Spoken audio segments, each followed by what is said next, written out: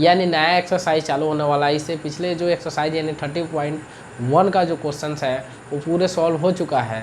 तो student description में जाइए, वहाँ पे लिंक दिया हुआ है और वहाँ से आप लोग वॉच कर सकते हैं। एक एक क्वेश्चन का एक एक वीडियोज है, तो वहाँ से आप लोग वॉच कर सकते हैं। और बहुत ही बेसिक तरीके से बताया गया है, बहुत ही ईजी मेथड से बताया गया है। तो ज़रूर जाइए आप डिस्क्रिप्शन में, वहाँ से वॉच कीजिए, उसके बाद में वहाँ 13.2 के क्वेश्चंस को बनाइए। तो चलिए देखते हैं कि 13.2 का फर्स्ट नंबर क्वेश्चन क्या है। तो चलिए देखिए स्टूडेंट, ये फर्स्ट नंबर क्वेश्चन है। इसमें दे रहा है कि एक ठोस एक अर्धगोले पर खड़े एक शंकु के आकार का है, यानी एक अर्धगोला हो गया, उसके बाद उसी पे खड़ा है एक शंकु के आकार का है, जिनकी त्रिज्या 1 सेंटीमीटर है। जिनकी त्रिज्या जो है वो 1 सेंटीमीटर है, यानी और तथा शंकु की ऊंचाई उसकी त्रिज्या के बराबर है। यानी यहाँ से कहा जा सकता है कि जितनी आपकी त्रिज्या है उतना ही आपका ऊंचाई है। तो स्टूडेंट यहाँ देखिए कि अर्धगोले का त्रिज्या हो गया 1 सेंटीमीटर, तो इसकी भी ऊंचाई हम लोग क्या होगा, ये 1 cm होगा। यानी जो अर्धगोले का त्रिज्या होगा वही उसकी ऊंचाई होता है। तो देखिए यहाँ पे इसका बात बोल रहा है कि ठोस का आयतन पाई के पदों में ज्ञात कीजिए। तो स्टूडेंट यहाँ पे सॉल्व लिखेंगे, यानी सॉल्यूशंस होगा। इसके सॉल्यूशंस कैसे होगा, ऐसे लिख सकते हैं हम उसको कि शंकु की त्रिज्या इक्वल टू शंकु की ऊंचाई h इक्वल टू 1 सेंटीमीटर। यहाँ से 1 सेंटीमीटर आपको पता चल गया, जितनी त्रिज्या उतनी ही इसकी ऊंचाई है। उसके बाद में देखिए स्टूडेंट, उसके बाद में है कि शंकु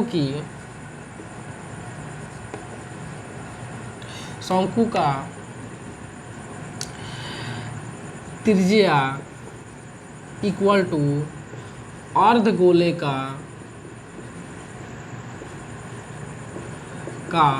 त्रिज्या बराबर होगा 1 सेंटीमीटर।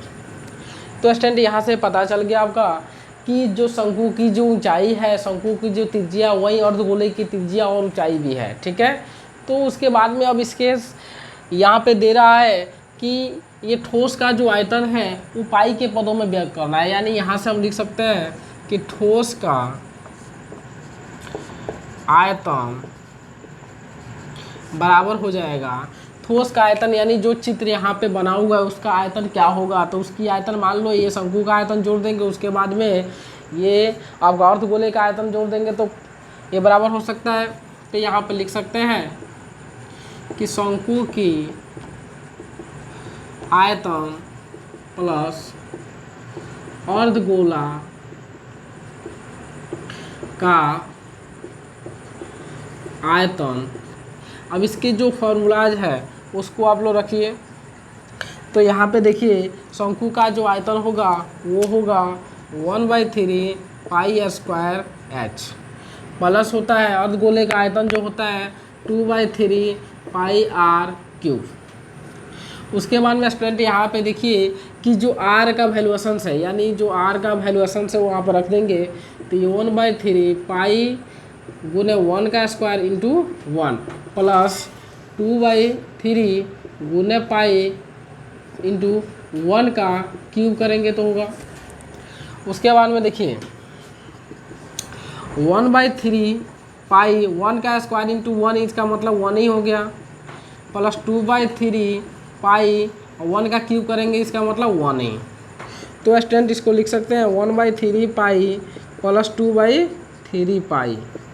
अब यहाँ से देखिए 3 को क्या करेंगे, एलसीएम लेंगे। उसके बाद ये 3 जब एलसीएम लेंगे तो ये हो जाएगा आपका पाई प्लस 2 पाई, यहाँ 2 पाई है तो ये हो जाएगा आपका 3 पाई/3, ये कैंसिल हो गया तो पाई आ गया, इसका मतलब 5 सेंटीमीटर क्यूब इसका आंसर हो जाएगा।